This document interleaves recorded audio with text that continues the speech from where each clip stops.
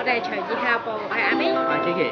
今次咧就嚟到街坊食神第4話啦，又嚟一個香港 Top 5嘅梳芙梨 pancake 比拼。我哋而家去咗尖沙咀 The One 嘅 Grand，我哋已經提早咗1個鐘，已經有人排緊隊㗎啦。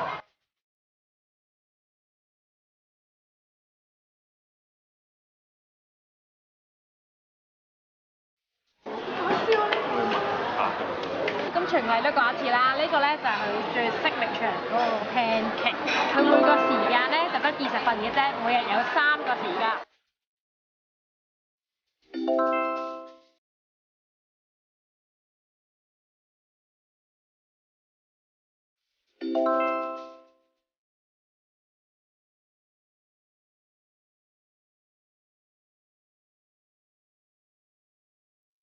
好似幾硬喎，好似條包。點解好似同日本嗰個唔同咁嘅？頭先其實我哋喺日本之前已經食過㗎啦。其實日本都係900英嘅啫，即係港幣60幾蚊。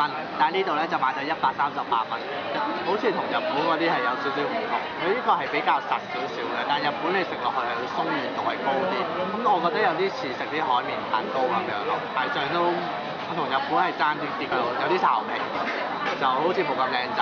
佢嚟嗰陣咧係好熱啦，同埋咧都好有蛋香嘅，但食落去咧就冇蛋香同埋冇蛋白嘅味道，係冇乜空氣感嘅。睇下我一咁佢係唔散嘅喎。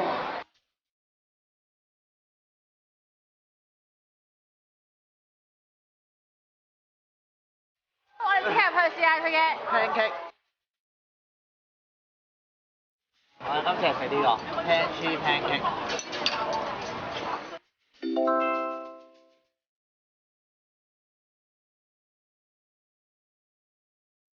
呢間咧就係元芳嘅 French 啦，咁咧佢呢個咧冇 Candy 傾嗰個咧咁滑啦，好大陣蛋白味咯，麻麻地好食。佢個味咧好寡，所以咧我就要點下佢個糖漿同埋 cream，相比之下咧係冇乜蛋味啦，反而就有蛋白嗰隻味咯。口感應該係即係好似冇啲日本梳芙梨 pancake 嗰啲咁太過空氣感，佢反而係有少少實在嘅感覺。呢樣嘢就好睇人嘅喜好咯，即係有啲人可能好中意食啲好空氣感嘅，有啲人就中意食啲比較實啲，好似美國嗰啲 pancake 咁，就係兩者之間嘅平衡。但係我自己就中意日式嗰種好空氣感嘅梳芙梨 pancake 多啲。我覺得 Pantry 嘅糖漿好似係比其他嗰幾間嘅糖漿係比較甜啲嘅，可能因為佢知道嗰個本身嘅 pancake 嘅味道唔夠，咁所以佢就要用啲糖漿嘅味道掩蓋佢呢啲缺點啦。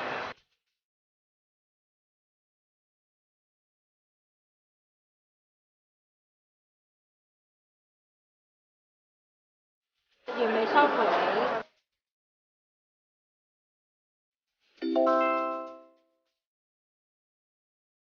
頭先咧佢一嚟嗰陣咧，佢個賣相係好靚嘅，精緻咁樣啦，蛋味係好重，質感好軟好軟，揼個棉花糖多多聲，大家見下，真係好軟好軟好軟，打蛋嗰個人已經打得好勁，好食。佢真係超級空氣感，最緊要嘅係咧，其實食完呢個咧，空氣感到你好似冇食嘢咁咯。唔錯唔錯，但係其實你食咗好多嘢，食咗好多蛋，呢個係個好邪惡嘅梳芙梨。你睇下呢嚿 cream，其實佢呢個 cream 都非常之鬆化，唔係鬆化，係非常之 creamy 啊！講緊廢話，奶油反而係好滑，好似絲咁滑。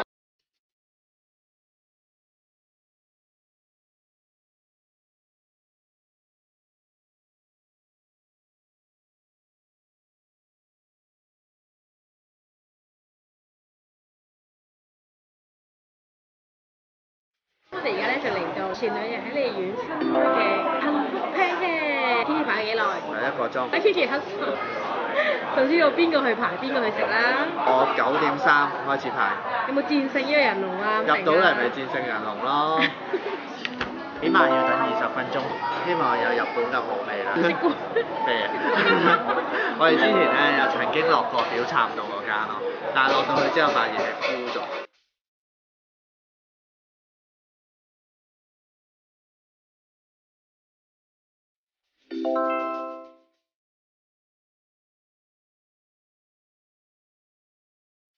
我哋嘅黑椒 pancake 嚟咗啦！佢都好快喎，陣間大2個幾字，其實佢已經到啦。我諗佢係應該開店前已經開始準備。好靚啊！佢真係。好滑稽。3個，上面仲有嚿 cream。係希慎有間奇蹟 pancake 有少少似嘅，佢有空氣感，但係佢又會有啲鬆軟嘅感覺，亦都有啲蛋味。但係我自己覺得佢個糖漿咧就太過甜，因為頭先影相可能落得太多嘅關係，非常之好食真係。我最中意就係佢咧好重呢個蛋味。感覺都係希慎嗰間，我覺得係好細聲啲，啱啱開門。呢間咧就俾日本人咧稱為奇蹟之 pancake， 日本國安樂就喺希慎廣場入，因為人龍咧長期都係不絕。我睇下佢隔離咧嗰兩個女仔食嗰啲咧，真係好靚啊！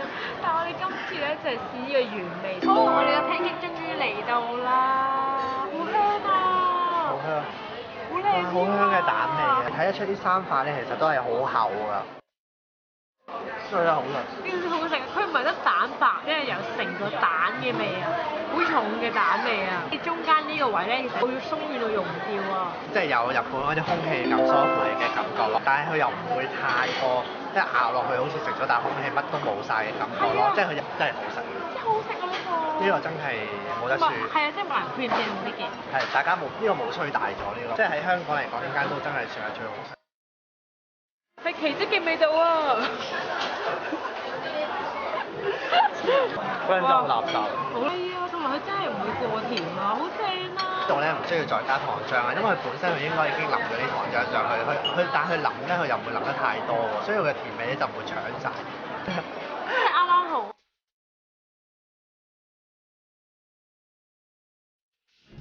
快啲 follow 隨意吃樂部。